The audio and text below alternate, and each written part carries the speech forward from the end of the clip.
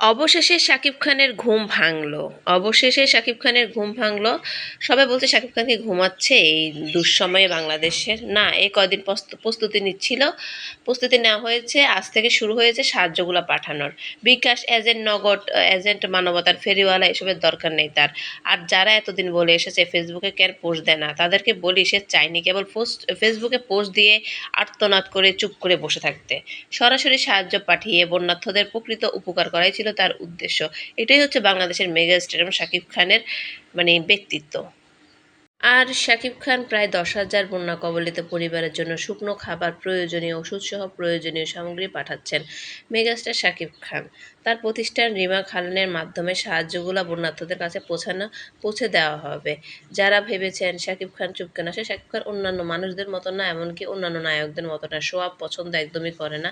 আপনারা দেখেছেন তার ফেসবুকে কোনো অন্য ধরনের কোনো পোস্ট, হয়তো যদি ভাবতে পারেন সারাক্ষণ ফেসবুকে এইটা নিয়ে পোস্ট দেয়, ওইটা নিয়ে পোস্ট দেয়, তার মুভি নিয়ে পোস্ট দেয়, কিন্তু না, সে হচ্ছে অন্যরকম এক ধরনের চুপচাপ স্বভাবের। এই জন্যই তাকে, তার ব্যক্তিত্ব হচ্ছে সবার চাইতে আলাদা। সে কারো পাশেও নাই, পিছেও নাই, কোনো রাজনৈতিক দলের সাথেও নাই, সে নিজেই নিজে কাজ নিয়ে ব্যস্ত।